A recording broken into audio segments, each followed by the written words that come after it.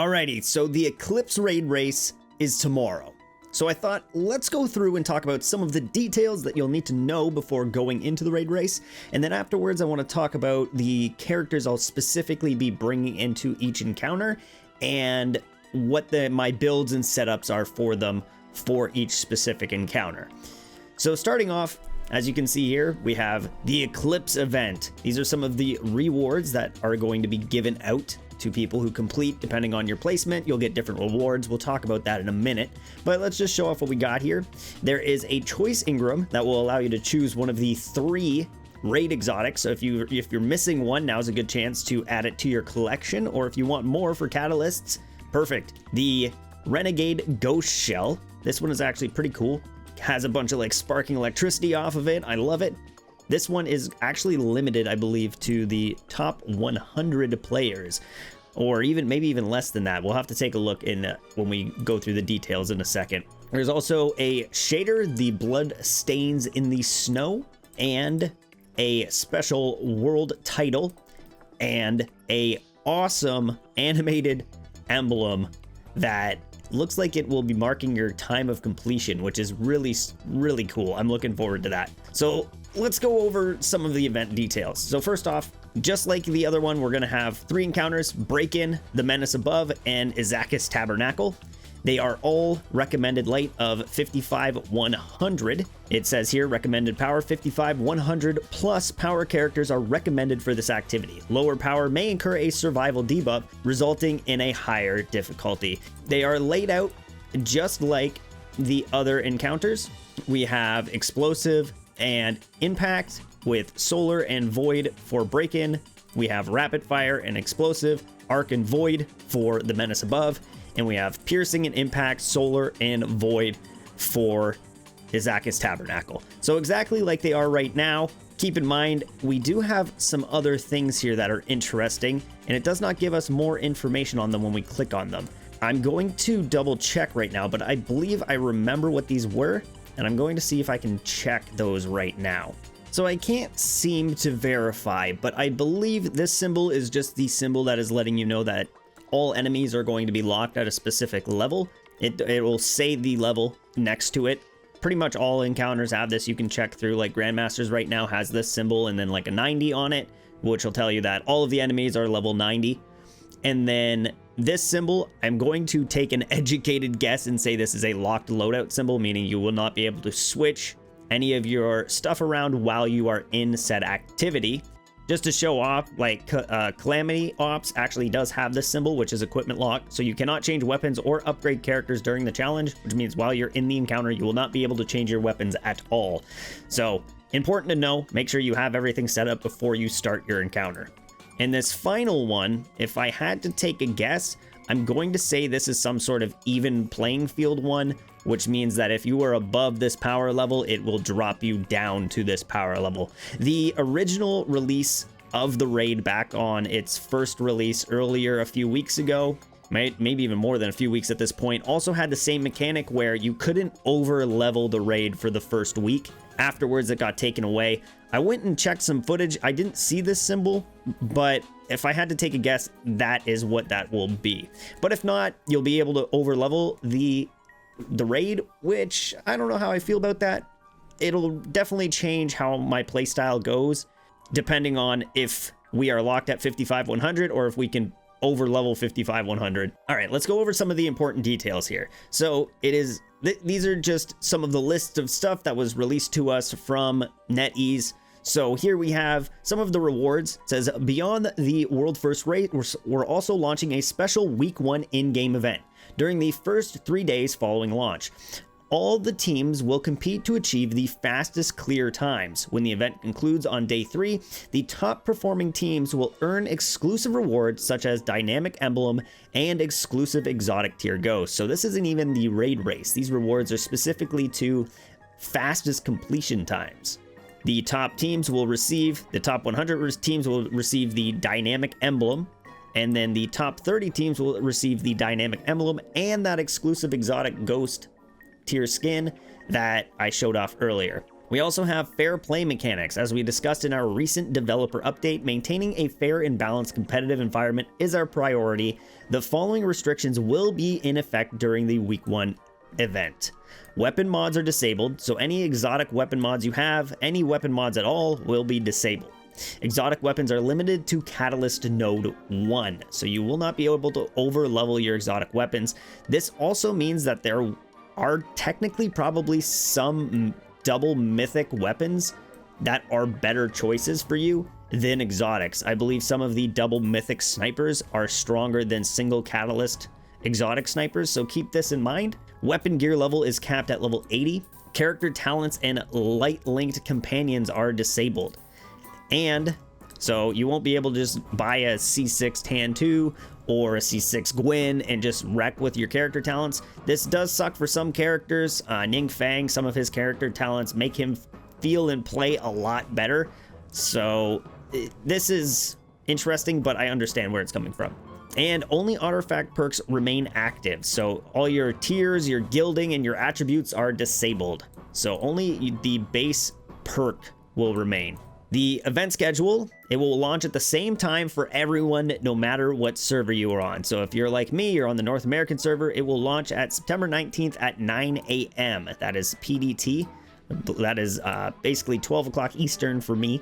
And to be able to even compete in it, which is probably good to know, you need to complete Chapter 5-1 of the main story, you need to have reached Team Level 50, and you need to have the recommended power level of 55-100 or above. On top of that, we also have our raid race rewards. We have these beautiful rings for the first place team. Whoever completes all 3 encounters first will receive these rings. There's 6 of them, one for each person on the team, and they're beautiful.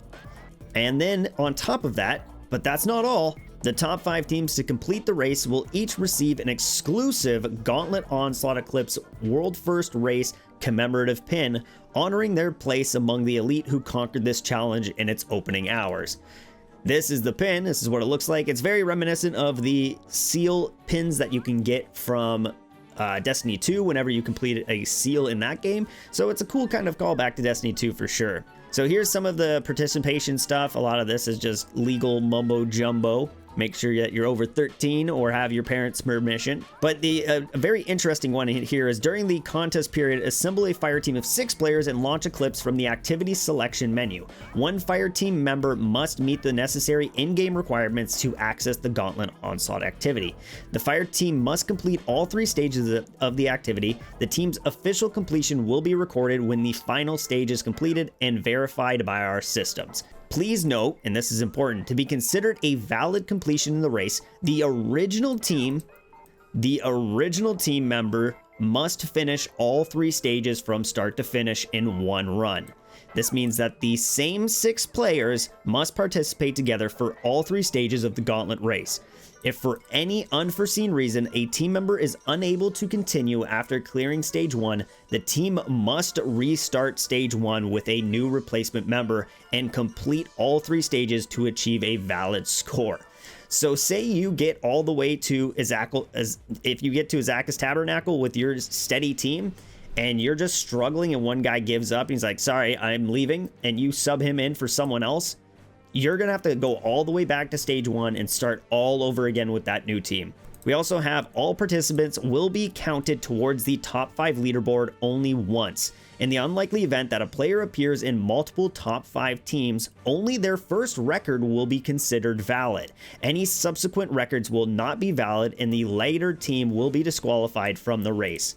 I actually really like this. I find it's an issue in Destiny 2 right now with raid races where you'll have a couple of the top teams, they'll place really quickly because they're already amazing at the game. They'll just take, like, 1 or 2 of them will go into a separate team with some of their friends or people who are paying to have raid clears, and they'll just carry them through the raid and help them through the raid. So you'll see the same name appear in the leaderboards in some of the Destiny 2 raids like 5 or 6 times in like the top 200, 300. This, I really like this. It basically is stating like, hey, if you clear the raid once, we're not going to allow you to just go through it again with another team and help another team win as well. This is also stating the value of the rings. So the custom championship rings are worth about 500 US each, for a total of about $3,000, and the commemorative pins are worth about 25 bucks each for a total of $750 over the 5 teams. There's some really cool stuff here. I have hopes that maybe I'll get something, but we'll see. I definitely want to shoot for some of those top spots. All right, let's start talking about some of my team builds. All right, so starting off with Encounter 1, I'm going to be bringing in Gwen for Encounter 1. She's very strong, very well built to just melt orange and yellow bars extremely quickly with her abilities. She is a menace on the playing field. It really speaks for itself. Like, she just dominates, and especially in that first encounter, she's probably the best character to bring in, as long as you have some other teammates who are coming in as Wolf to help deal with some of the exploding Sheikahs. Honestly, you really only need one Wolf, maybe 2 to help with solar, help with the solar shields, but overall, Gwen's just so strong. I can see a lot of teams having 4 or 5 Gwens on them for this first encounter. Taking her in, I'm going to be coming in with the Concertos and a Eternal Retribution. I do not have a god roll. I haven't been able to get a god roll of this, but I have Line Formation and Karmic Reward, which isn't too bad of a roll on her. I will take it. So this is my setup for my weapons. For my relic abilities, obviously maxed out as far as I can get it, and my artifact tree, I'm actually just going straight ability. So we got Abundant Planetesimal, which will give me casting signature abilities, restores 2.5% health every second for 5 seconds. We have Binging Planetesimal, which is dealing damage with signature abilities, restores health equal to 22% of the damage dealt. I need a better version of Ring of Courage.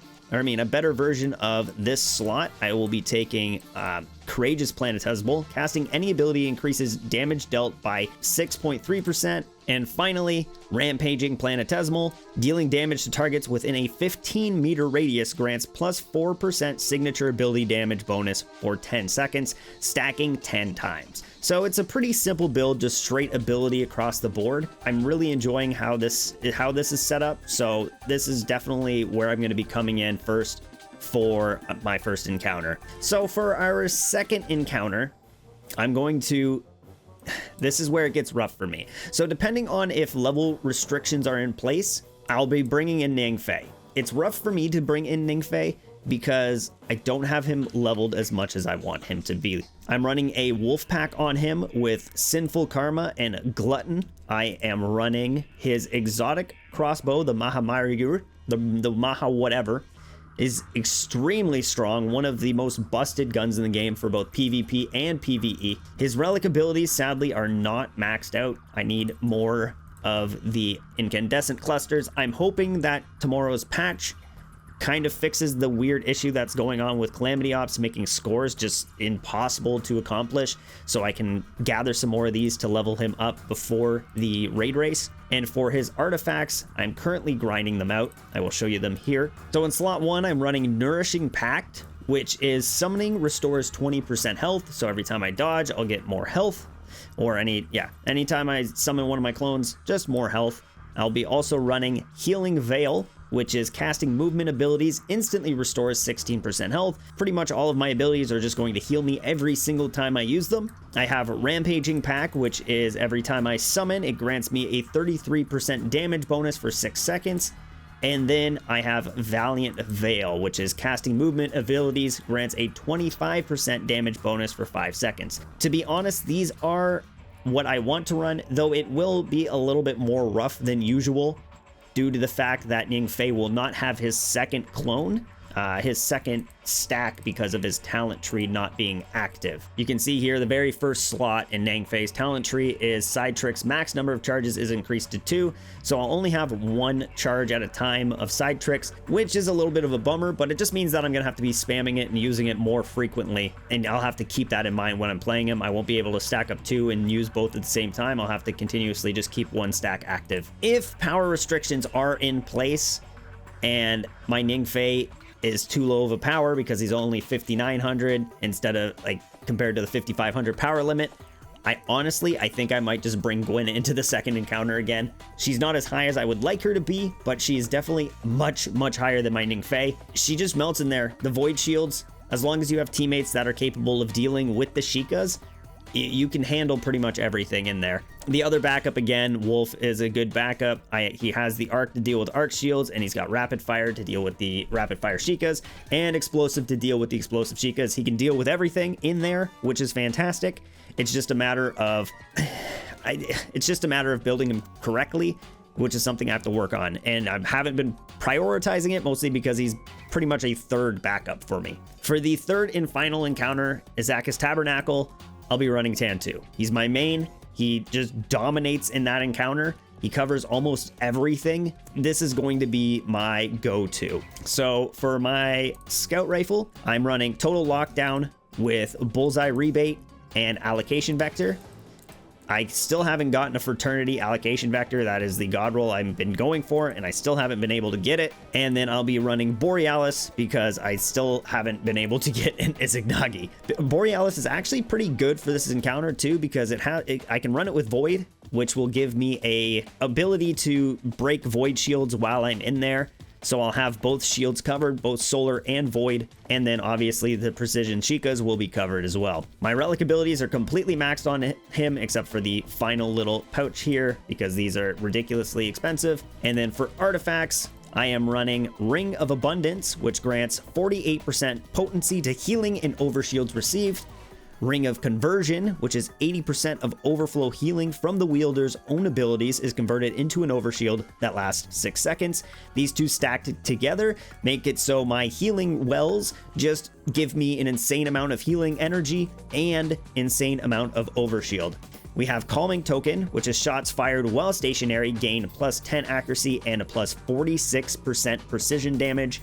And Illuminating Ground, casting signature abilities while stationary grants plus 36% weapon damage bonus for 6 seconds. So the obviously go-to here for Tan2 during damage phase will be dropping well and then throwing your Sunset to get corruption stacks on the enemy, and then just starting to spam into them with your sniper rifle whilst making sure that you're standing still. So you're getting that stationary 46% and the 6 seconds of 36% on top of that after you've cast your thrown fireball. Very strong, lots of damage. It's a bummer I don't have Izanagi because that would do even more damage. Though to be honest, I might consider actually swapping this around. So I might, depending on how my testing goes, I might run Polaris Lance. I might get the Catalyst onto it and then run a Magochi if I can get it to roll with it. I haven't had any luck yet. Get it to roll with a Statue's Heart and a Pranyama.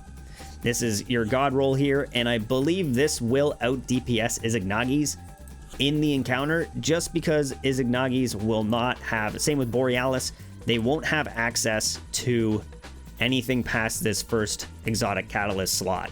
So they're definitely very hindered in that aspect, and it makes it so these might be a strong option and strong contender to replace those exotics.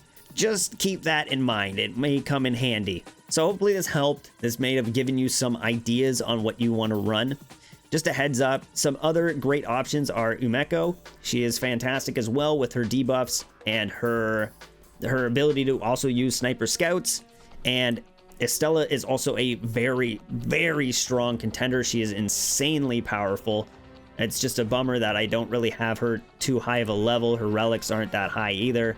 She's not who I've been prioritizing, so I probably won't be bringing her in, but she is very good and definitely worth considering bringing into encounters.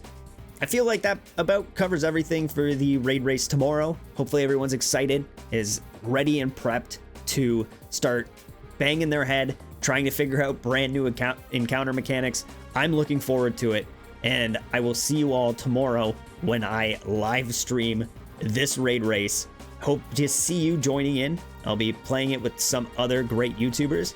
You may know them. I'll be playing with That Unknown and One Winged Angel. Awesome, great YouTuber guys. Go ahead and check out their channels if you haven't. Look them up, fantastic. But I'll be streaming with them tomorrow, and we'll be trying for a world's first.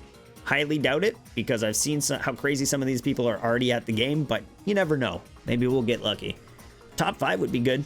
I'm down for anything, but I'm going to be trying my hardest. So come on in, and I will see you all tomorrow.